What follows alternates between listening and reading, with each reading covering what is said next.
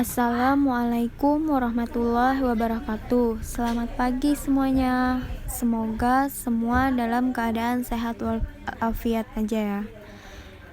Baiklah, sebelum saya menyampaikan materi pada hari ini, alangkah baiknya kita berdoa terlebih dahulu menurut agama dan kepercayaan masing-masing.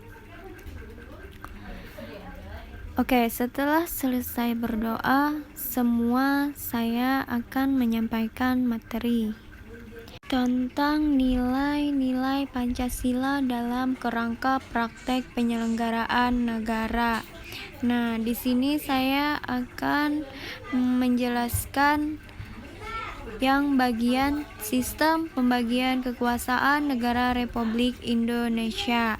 Nah, di dalam sistem pembagian kekuasaan negara Republik Indonesia itu terbagi menjadi 3.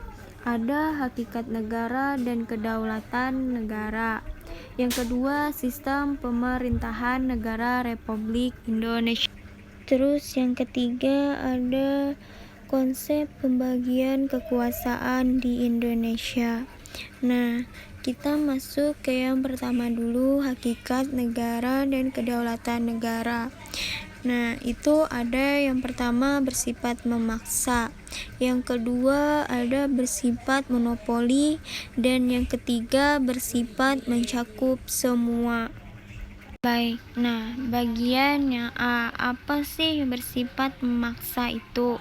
Nah, bersifat memaksa itu yaitu negara dapat memaksa warga negara untuk mematuhi peraturan perundang-undangan yang berlaku di negara tersebut. Yang kedua atau yang B yaitu bersifat monopoli, yaitu segala aspek kehidupan masyarakatnya namun tetap menghormati norma dalam masyarakatnya yang dijunjung tinggi sejak dulu. Terus yang selanjutnya bersikap mencakup semua, yang mana di dalam sifat ini menunjukkan bahwa perundang-undangan yang berlaku di suatu negara berlaku juga untuk seluruh warga negara, tanpa kecuali yang tinggal di negara tersebut. Selanjutnya, pengertian kedaulatan. Kedaulatan secara etimologi berasal dari kata bahasa Arab, yakni daulat, yang artinya kekuasaan. Kedaulatan negara atau bangsa merupakan kekuasaan negara atau kekuasaan tertinggi untuk mengatur sistem pemerintahannya sendiri tanpa campur tangan oleh negara lain. Kedaulatan juga terbagi menjadi 2, ada kedaulatan ke dalam dan ada kedaulatan keluar. Yang pertama, kedaulatan ke dalam, yaitu negara atau pemerintah berhak mengatur segala kepentingan rakyat atau negaranya melalui berbagai bentuk negara tersebut. Merupakan suatu pemerintah mempunyai kekuasaan yang bebas, tidak terikat dan tidak tunduk kepada kekuatan lain selain ketentuan yang sudah ditetapkan. Ya, selanjutnya ada macam-macam teori kedaulatan, yaitu terdapat beberapa. Yang pertama ada kedaulatan Tuhan, yang kedua teori kedaulatan raja, yang ketiga teori kedaulatan negara, yang keempat teori kedaulatan hukum, dan yang terakhir teori kedaulatan rakyat. Baik, yang pertama ada kedaulatan Tuhan. Apa sih teori kedaulatan Tuhan? Nah, teori kedaulatan Tuhan itu merupakan suatu kedaulatan yang asalnya dari Tuhan yang telah diberikan kepada seorang raja atau penguasa. Lanjut, yang kedua teori kedaulatan raja, yaitu suatu bentuk kedaulatan negara yang letaknya di tangan raja, karena seorang raja adalah penjelmaan dari kemauan Tuhan dan merupakan bayangan dari Tuhan. Teori kedaulatan negara ialah suatu kekuasaan pemerintahan yang bersumber dari suatu kedaulatan negara. Bahkan suatu kekuasaan tertinggi. Pada kedaulatan ini, kekuasaan negara harus bersumber pada sebuah hukum, dan sumber sendiri bersumber pada rasa keadilan dan kesadaran hukum. Yang terakhir, kedaulatan rakyat, yaitu suatu kedaulatan yang kekuasaan tertingginya berada di tangan rakyat. Rakyat memberi kekuasaan kepada penguasa untuk menjalankan suatu sistem pemerintahan melalui sebuah perjanjian yang disebut dengan kontrak sosial. Poin selanjutnya yaitu kedaulatan negara Republik Indonesia. Nah, syarat berdirinya suatu negara secara konstitusional adalah adanya wilayah, rakyat, pemerintah yang berdaulat, dan pengakuan kedaulatan oleh negara di dua bagian, yaitu pengakuan kedaulatan maksudnya terdiri dari dua bagian, yaitu ada pengakuan secara de facto, ada pengakuan kedaulatan secara de facto, dan pengakuan kedaulatan secara de jure.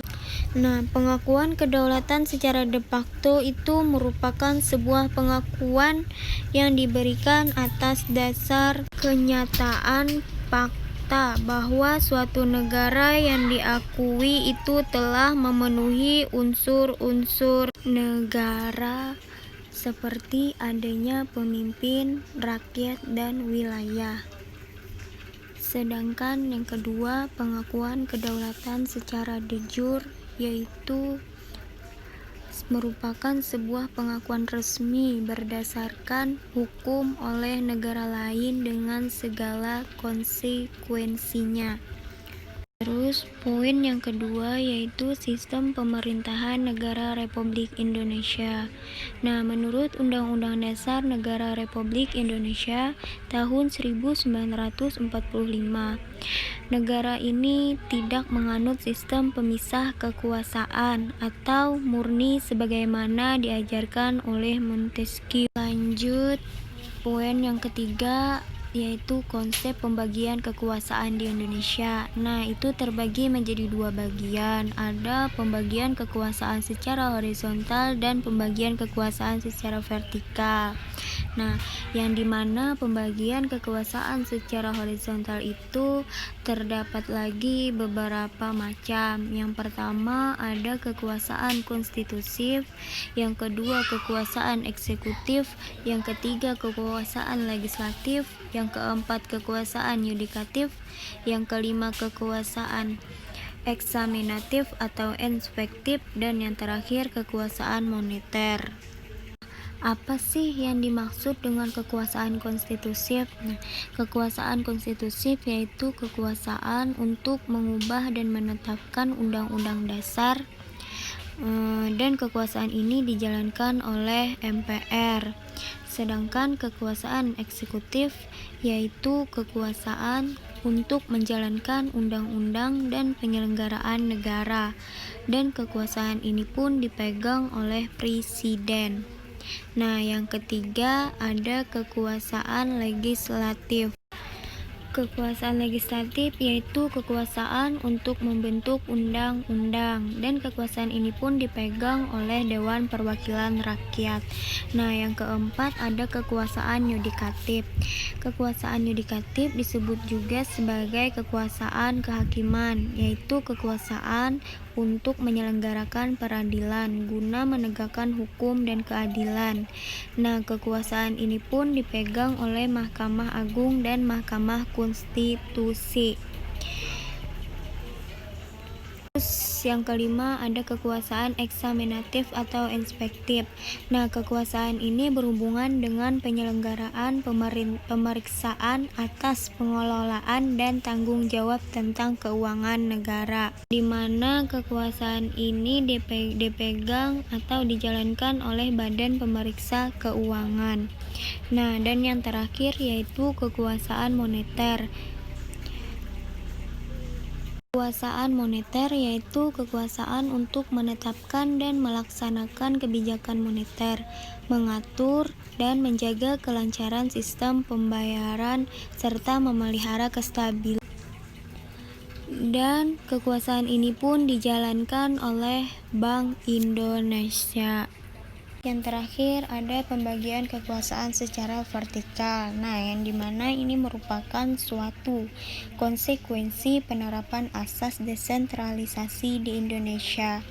Dan dengan asas ini, pemerintah menyerahkan wewenang pemerintah kepada pemerintah daerah otonom untuk mengurus dan mengatur sendiri urusan pemerintah di daerah, kecuali urusan pemerintahan yang menjadi kewenangan pemerintah pusat. Nah, mungkin itu saja yang dapat saya sampaikan. Apabila ada yang ingin ditanyakan, silahkan tanyakan. Sekian, terima kasih. Wassalamualaikum